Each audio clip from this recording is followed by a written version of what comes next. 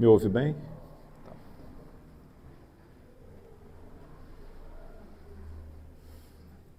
Obrigado.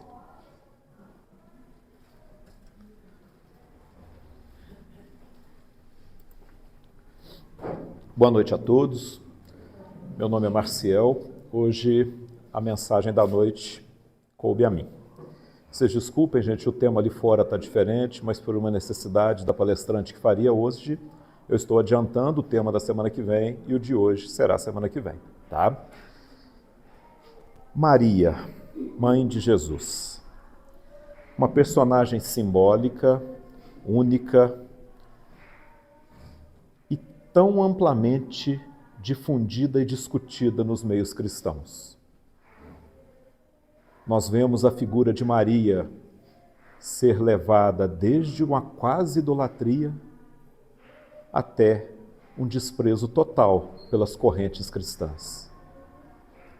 E o Espiritismo?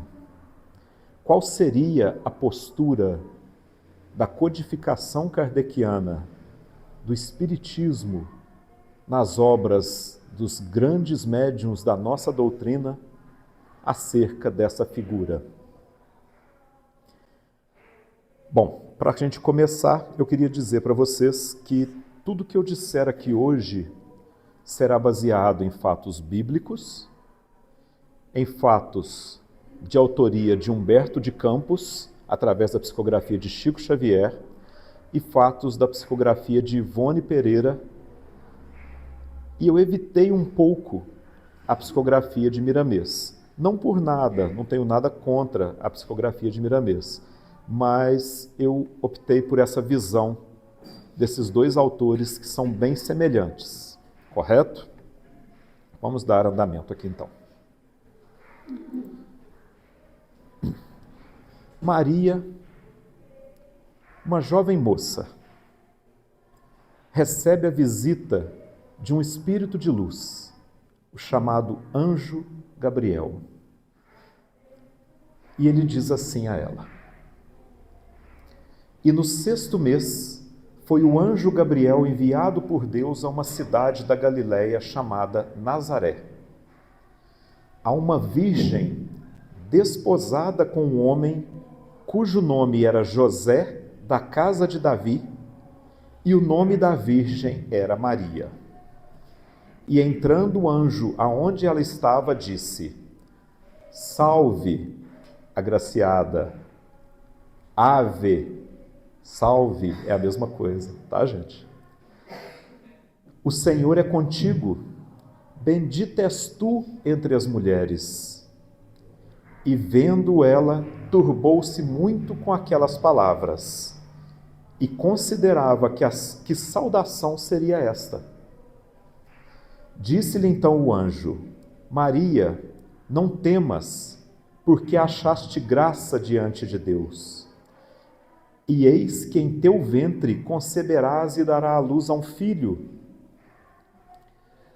e pô-lo-ás o nome de Jesus. Este será grande e será chamado Filho do Altíssimo, e o Senhor Deus lhe dará o trono de Davi, seu pai, e reinará eternamente na casa de Jacó, e o seu reino não terá fim. E disse Maria ao anjo: como se fará isto, visto que não conheço homem algum? E respondendo, o anjo disse-lhe: descerá sobre ti o Espírito Santo, e a virtude do Altíssimo te cobrirá com a tua sombra. Por isso também o santo, que de ti há de nascer, será chamado Filho de Deus. E eis que também Isabel, tua prima, concebeu um filho em tua velhice, e é este o 6º mês para aquela que era chamada estéril, porque para Deus nada é impossível. Conclui então Maria: eis aqui a serva do Senhor, cumpra-se em mim segundo a tua palavra. E o anjo ausentou-se dela. Muita informação em pouco espaço de tempo. Para começar, vamos tentar reviver o contexto histórico dessa passagem. No começo diz, gente, só uma questão aqui, tá? A tradução que eu uso, certo? É a tradução da Bíblia de Jerusalém, tá? É uma Bíblia muito difundida no meio espírita, ela é católica, tá? Mas é uma Bíblia muito fiel às originais. Então, por isso, o uso sempre dela na maioria dos autores espíritas. E uma outra Bíblia que é muito usada dentre os espíritas é a tradução do Haroldo Dutra, tá? Não é nem Bíblia, né? É só o Novo Testamento, tá? Mas eu preferi optar pela Bíblia de Jerusalém, tá certo? E aqui diz o seguinte: uma virgem desposada com um homem. Não diz que ela é prometida, diz que ela é desposada. Como se dava nessa época os casamentos? José era um varão, como é dito na Bíblia, um homem de mais idade, provavelmente, isso não é dito, mas provavelmente viúvo, certo? E recebeu a Maria como esposa. E naquele tempo, os casamentos se davam e aguardava-se que aquela menina tivesse então o seu ciclo menstrual completo, para que pudesse então começar a vivência sexual entre o casal. Então, nesse contexto, imaginando tudo isso que foi dito, se ela já estava desposada com José, nós conseguimos imaginar que Maria, a essa época da anunciação do anjo, contava com seus 12, 13, no máximo 14 anos de idade. Para nós hoje, culturalmente, talvez isso soe como absurdo, mas era o costume da época. E não podemos julgar um costume de outra época ou de outro povo baseado na nossa cultura. Então essa é a cultura. Uma mocinha de 12, 13, 14 anos, que não havia ainda conhecido homem algum nas palavras dela, ou seja, não havia ainda iniciado a sua vida sexual com seu marido, recebendo a notícia que estava grávida de um filho. Imaginem o medo, imaginem o temor, imaginem a insegurança dessa criança. Mas, amparada pelo alto, amparada pelos espíritos protetores, amparada pelo próprio anjo Gabriel que lá estava, ela reúne forças e, de seu passado, que nós não conhecemos, glorioso, de seu passado de vivências outras, um espírito provavelmente já evoluído, retoma suas forças e conclui sua famosa frase que ecoa até os dias de hoje e que serve de exemplo para muitos de nós. Eis aqui a serva do Senhor. Cumpra-se em mim segundo a palavra de Deus. Maria, mostrando-se resignada, mostrando-se pronta. E aí se deu a gravidez.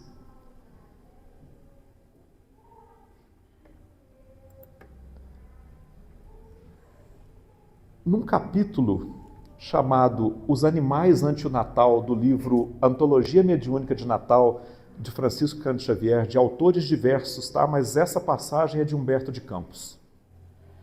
Coloca-se que, na ocasião do censo realizado pelo imperador romano, para que todos aqueles fossem cadastrados, e era comum esse hábito entre os imperadores nas terras conquistadas, não para que soubessem quantos eram, mas quantos tinham para pagar impostos, certo? Desloca-se Maria e José até a cidadezinha de Belém, pois Belém era a cidade natal de Davi, ancestral, 1000 anos antes disso tudo, certo? E lá deveriam ir os filhos de Davi, para que lá fossem recenseados, os descendentes de Davi. E José, também descendente de Davi, dirige-se até essa localidade, com um detalhe: Maria, aquela jovem menina, estava com uma gravidez a termo. Chegava a hora de seu parto.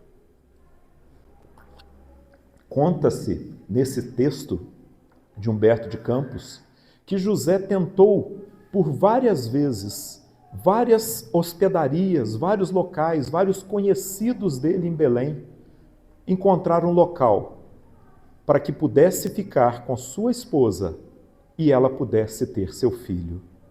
Mas que todos fechavam a porta. E uma cidade pequena, uma pequena aldeia, recebendo tantos visitantes para o recenseamento, vocês imaginam como estavam as ruas, lotadas, cheias.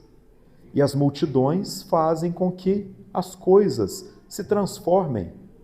Aqueles que às vezes são até razoavelmente bons na sua intimidade, quando se juntam a multidões, começam as brincadeiras, que se transformam em ofensas. E escutava José todos os tipos de impropérios e ofensas. Um homem velho com uma moça jovem. Disse até que um dos transeuntes procurou a José para saber se aquela moça era filha de escravos, para que ele pudesse comprá-la. E a situação começou a ficar um tanto quanto perigosa para o nascimento de nosso Messias, nosso Salvador, como prefiram chamar. E Gabriel, o anjo que cuidava de Maria, consultou então o alto em oração e recebeu então a inspiração para que os conduzisse a um repasto, a um local onde o gado ficava, para que lá, na segurança do anonimato, pudessem receber Jesus. Esse é o motivo da manjedoura, segundo Humberto de Campos, nesse livro.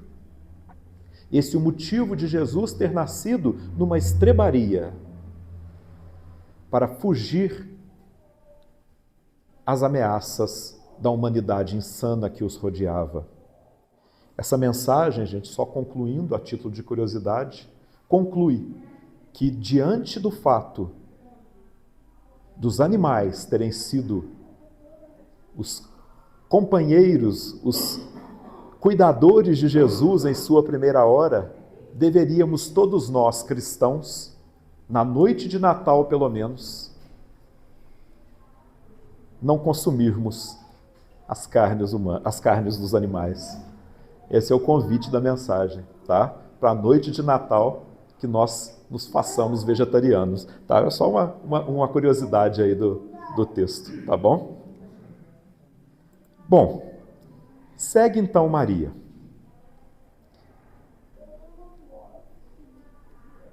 Ela então é mãe. Jesus nasce. E será que Maria era uma mãe como nós entendemos hoje? Será que Maria tinha ideias que fogem um pouco ao conceito de uma mulher santa? É claro, gente, toda mãe desvelada tem ideias para os filhos, né? Que mãe não quer ver o sucesso dos filhos e às vezes quer ditar as normas, né? Quer ditar as regras, quer ditar os caminhos dos filhos, né? Os pais também, é claro, né? Eu estou dizendo de mãe, mas porque a gente está falando de Maria. E nessa mensagem, no capítulo 2 do livro Boa Nova, chamado Jesus e o Precursor, João Batista, tá? Nós encontramos Maria conversando com Isabel, sua prima, mãe de João Batista, e dizendo a ela que teve a ideia, alguns dias antes, Jesus contava aproximadamente com 12 anos, segundo essa mensagem, tá? Dizendo a Isabel que tinha tido a ideia de procurar os mestres do Sinédrio, os doutores da lei de Israel, pedindo para que aceitassem a Jesus como seu aprendiz, pedindo para que eles recebessem Jesus, pois via em Jesus um potencial gigantesco e sabia dele como sendo o Messias, conforme a promessa do anjo Gabriel. E foi até eles. E aí Jesus, ela contando para Isabel, Jesus respondeu assim: Mãe, com 12 anos, que queres tu de mim? Acaso não tenho testemunhado a minha comunhão com o Pai que está no céu? Altamente surpreendida com a pergunta, né? Maria respondeu-lhe: tenho cuidado por ti, meu filho.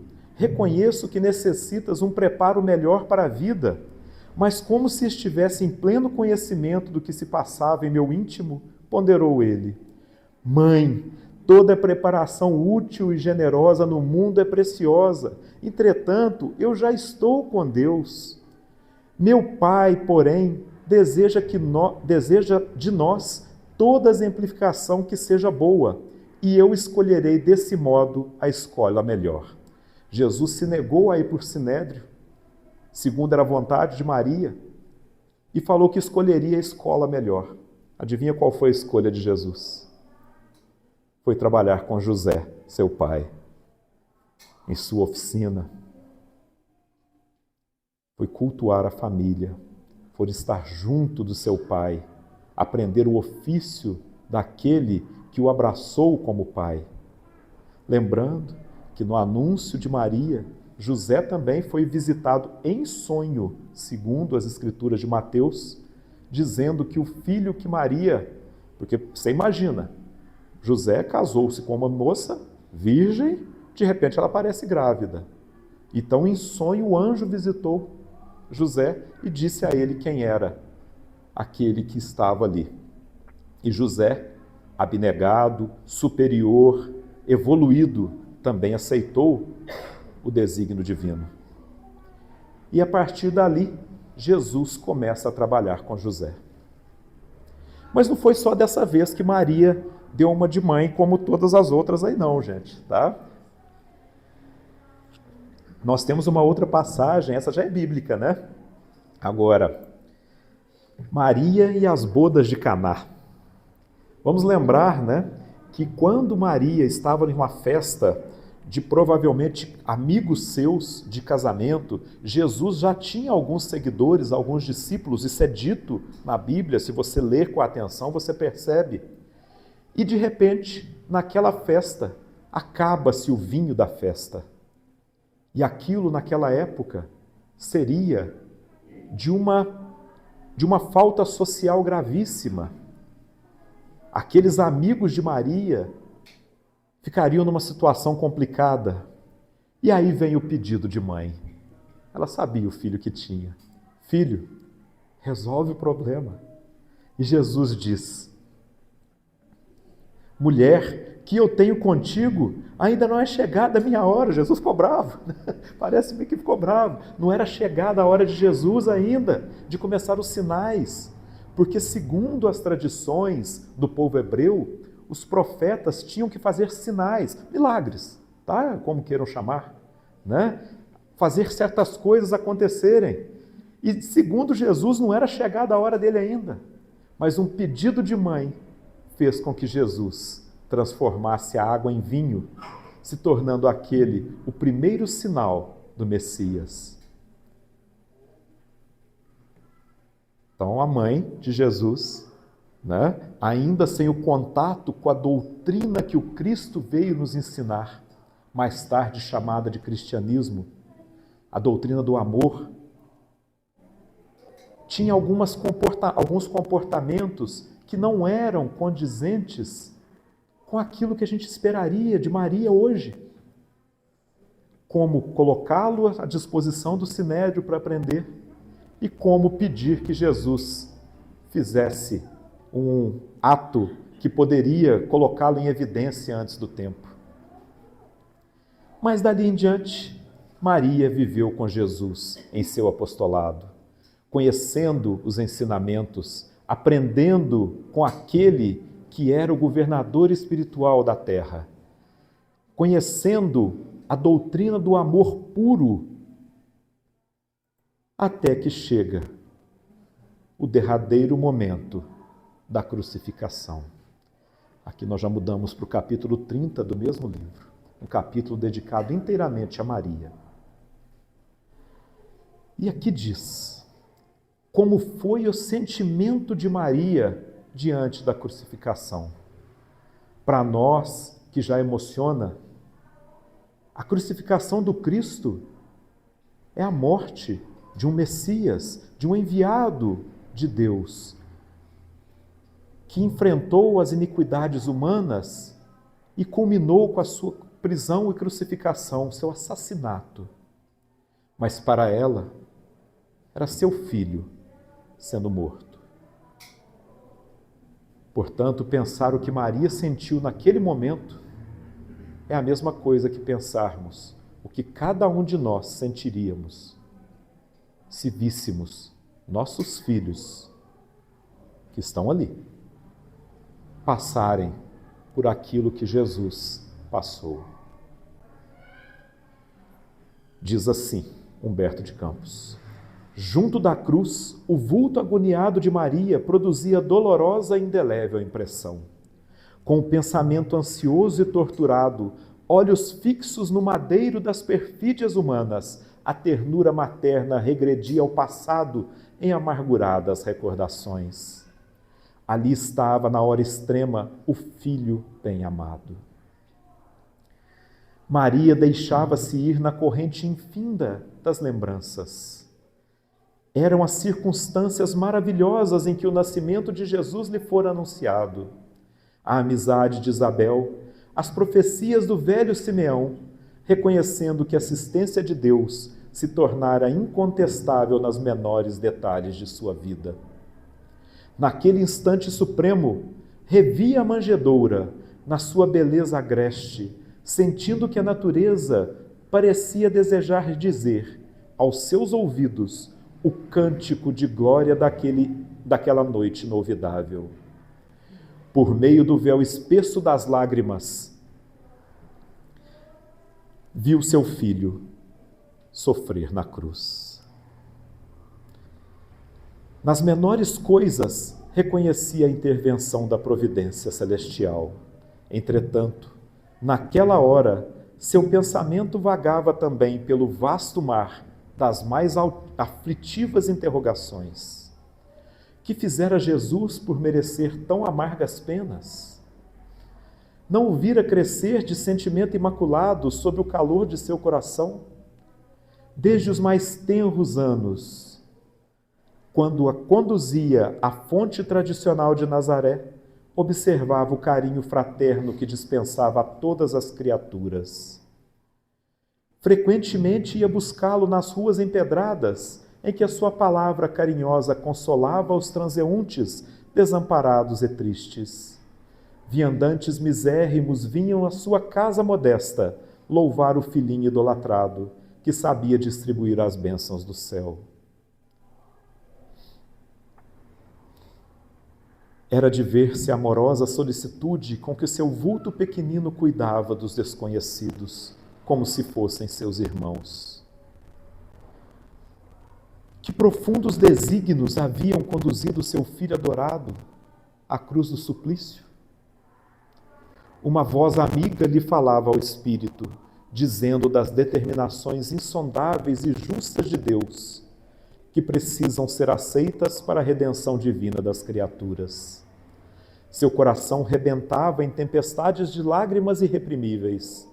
Contudo, no santuário da consciência, repetia a sua afirmação de sincera humildade: faça-se na escrava a vontade do Senhor. De alma angustiada, notou que Jesus atingira o último limite dos padecimentos inenarráveis. Alguns dos populares mais exaltados multiplicavam as pancadas, enquanto as lanças riscavam o céu, em ameaças audaciosas e sinistras. Ironias mordazes eram proferidas a esmo, dilacerando-lhe a alma insensível e afetuosa.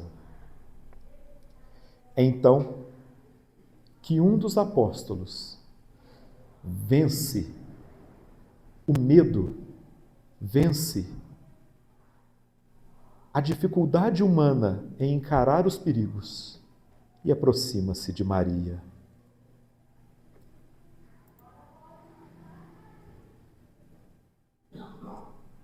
Maria reparou que alguém lhe pousara as mãos de leve sobre os ombros.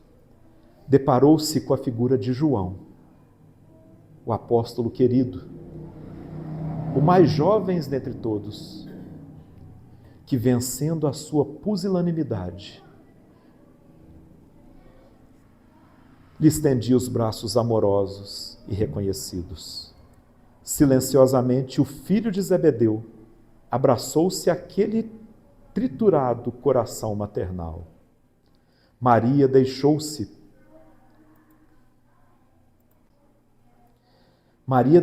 enlaçar pelo discípulo querido, e ambos, ao pé do madeiro, em gesto súplice, buscaram ansiosamente a luz daqueles olhos misericordiosos no cúmulo dos tormentos. Foi aí que perceberam a fronte do Mestre, tornando-se para os dois.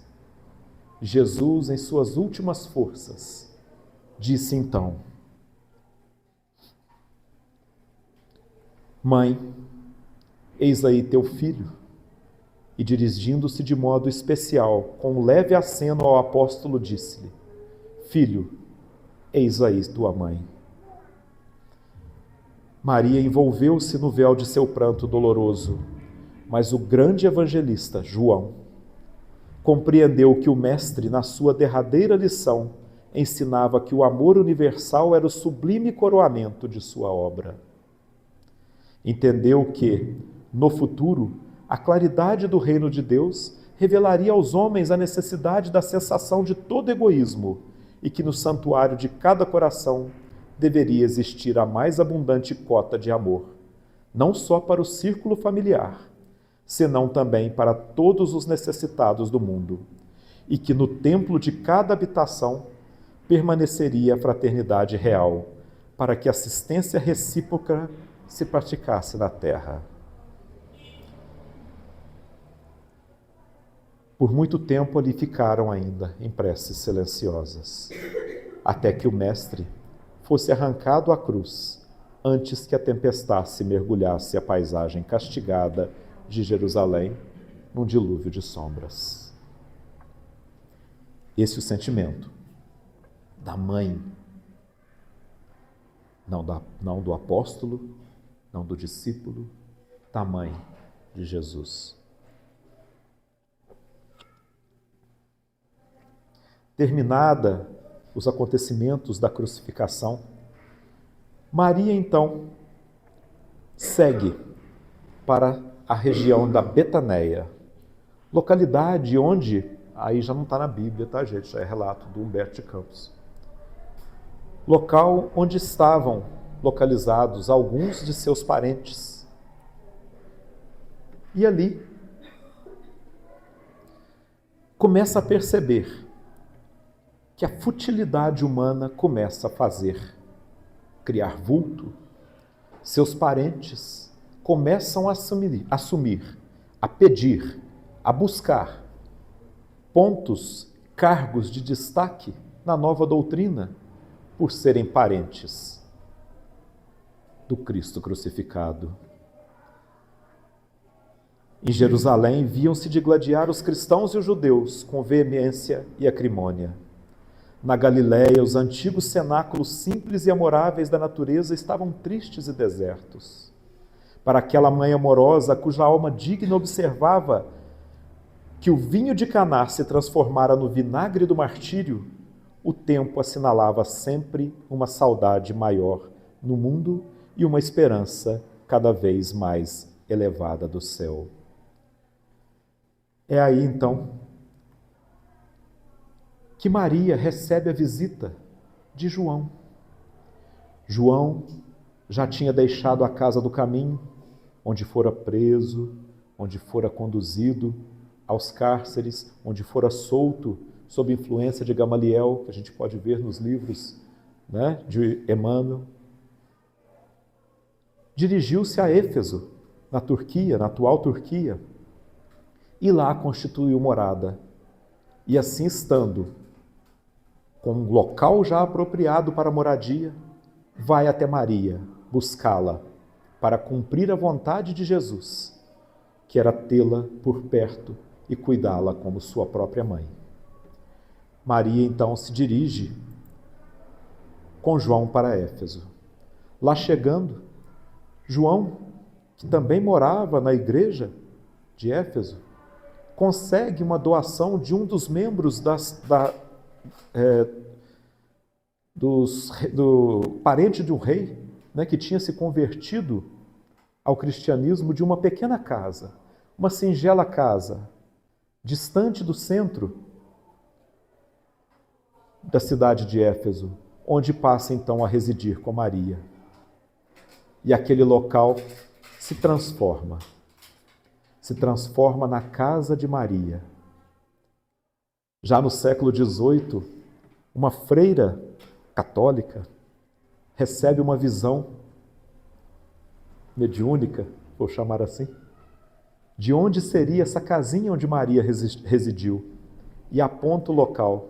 E esse local existe até hoje, é um ponto turístico, para quem não sabe, vou sair um pouco do contexto do livro. Casa de Maria, em Éfeso, essa é a imagem real, tá, gente? Atual. É um local de peregrinação tido como santo, tanto por católicos, tanto por evangélicos que seguem Maria, existem alguns, acreditem, que são adeptos de Maria, tanto por outras dissidências da igreja e acreditem também pelos muçulmanos, que têm em Maria, em Jesus, figuras importantes do Alcorão. Só a título de curiosidade, o nome de Maria é citada mais vezes no Alcorão do que nos próprios evangelhos. Mas isso é só uma curiosidade. E aí então, Maria, nessa casinha pequenina, começa a sua jornada. A jornada que a transformaria na caridade em pessoa. Maria começa acolhendo os viajantes, mas aos poucos, os doentes, os leprosos, os aleijados, os sem-teto, todos procuram pela Mãe do Senhor. Os convertidos ao cristianismo buscam por Maria em sua pequenina casa e ali recebem conforto, amparo, proteção, aconchego, colo de mãe. Dentre esses que a visitaram, um leproso diz: Salve Maria, Mãe de nosso Senhor, Mãe Santíssima. Esse chamado desse leproso que lá estava, desse ranceniano, como quiserem chamar, ecoou pelos tempos. E até hoje Maria, de acordo com as tradições orais do cristianismo, é chamada de Mãe Santíssima por todos nós.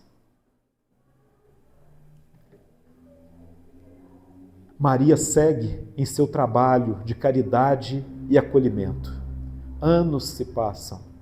João, mais ocupado com a sua difusão do Evangelho na igreja de Éfeso, não está tão próximo assim mais, mas Maria sustenta seu trabalho, amparada por uma ajuda espiritual inimaginável.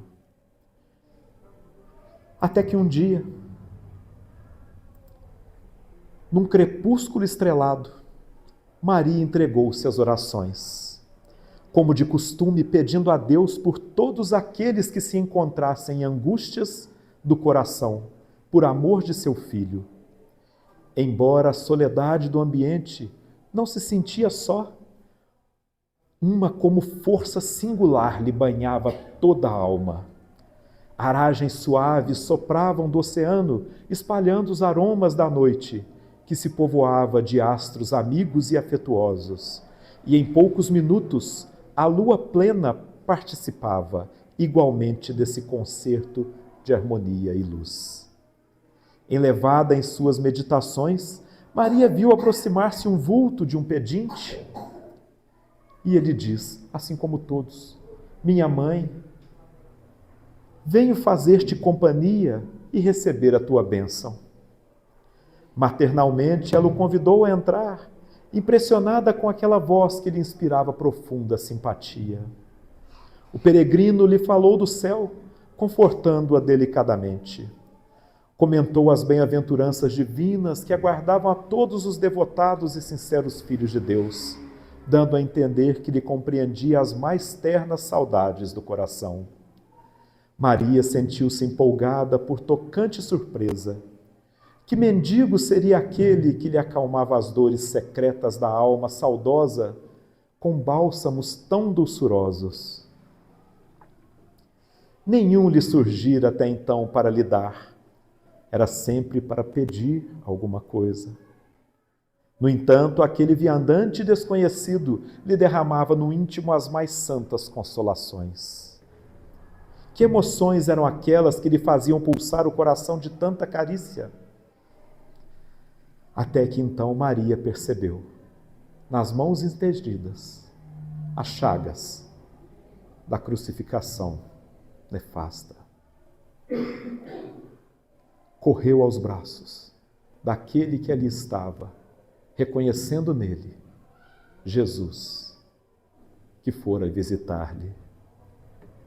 Jesus diz: minha mãe, vem aos meus braços. E nesse instante, Maria joga-se aos pés de Jesus, mas ele a contém, ergue-a, e ele então curva-se a seus pés e os beija. Jesus curvava-se diante de sua Mãe Santíssima.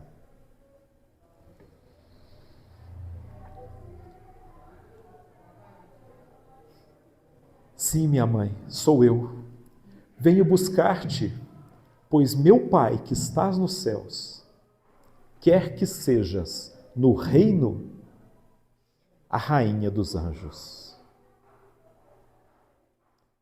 Jesus, pessoalmente, convida Maria a estar ao lado dele na condução do reino dos céus que ele veio fundar.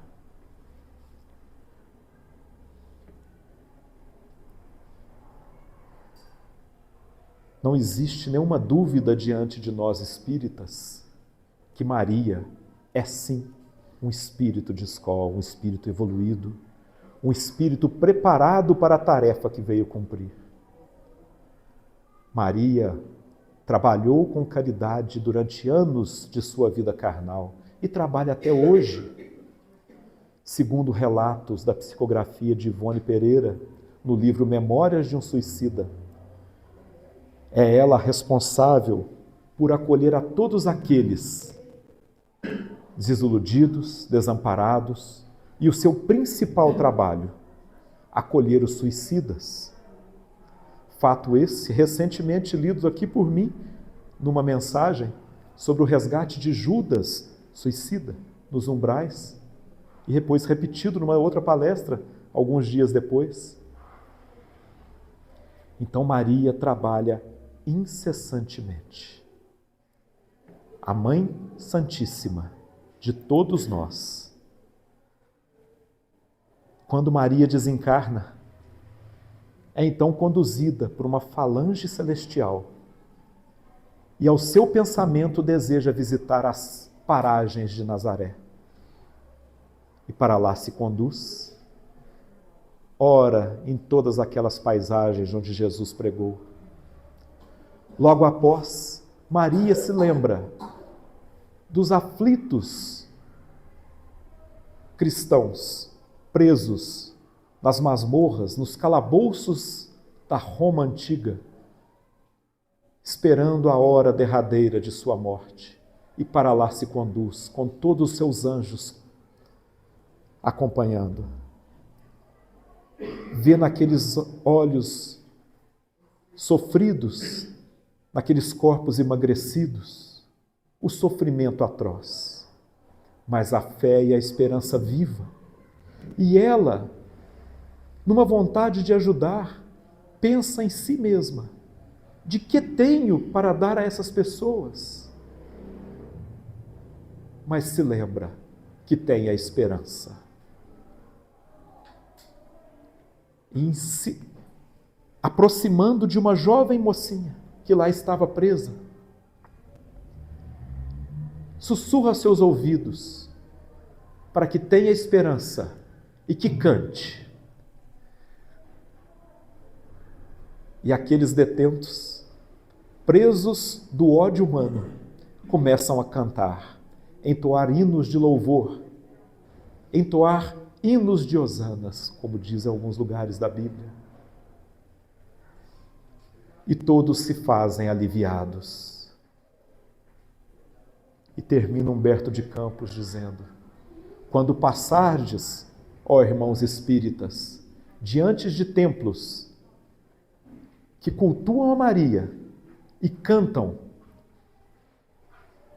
em suas cerimônias, façam silêncio, respeitosamente ouçam os cânticos que foram inspirados por nossa Mãe Santíssima, para que a divina flor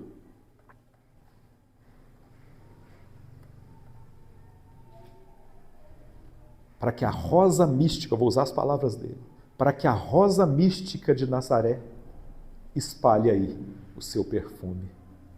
Portanto, nada de críticas aos cultos alheios, nada de críticas àqueles que cantam. Engraçado que hoje de manhã, quando eu preparava essa palestra, eu moro de frente a uma igreja. E a igreja começou a cantar nessa parte, né? E eu me silenciei e ouvi os cânticos da igreja. Então, foi bem bacana, parece uma coincidência, né? Interessante, mas tudo bem. Então, gente, Ave Maria, Salve Maria. E para nós terminarmos, eu vou concluir hoje, eu vou usar o celular, porque ele tem luz e eu vou pedir para apagar as luzes.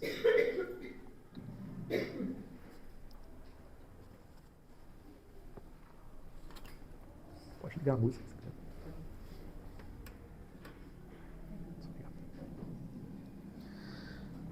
Maria, aparentemente, era letrada. Maria não era alguém despreparada.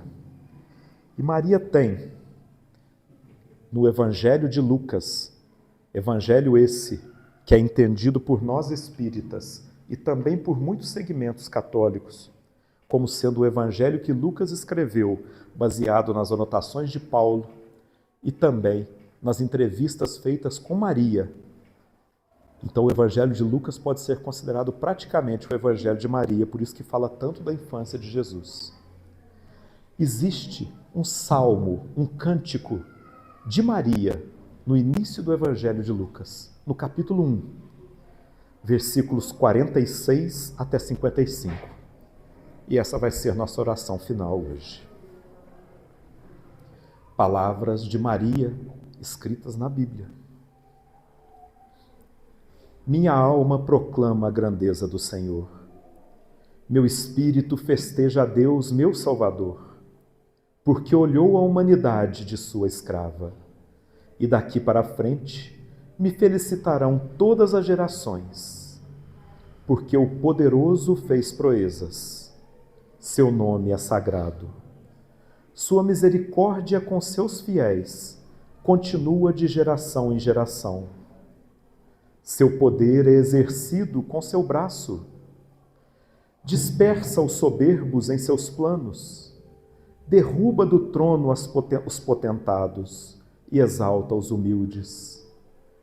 Cumula de bem os famintos e despede vazios os ricos. Socorre Israel, seu servo, recordando a lealdade prometida a nossos antepassados, em favor de Abraão e sua descendência para sempre. Esse é o chamado Cântico de Maria ou Salmo de Maria.